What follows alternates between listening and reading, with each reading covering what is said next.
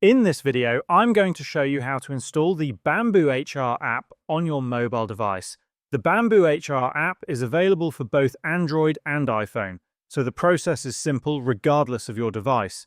Start by opening the Play Store on an Android device or the App Store on an iPhone.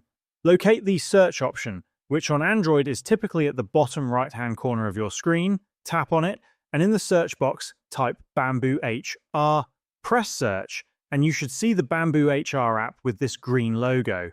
Tap on the app, then select Install. Wait for the installation process to complete, and once it is finished, the Open option will appear.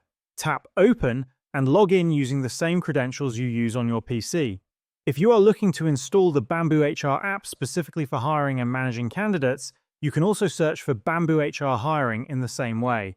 Locate the app, tap Install, and wait for the installation to finish.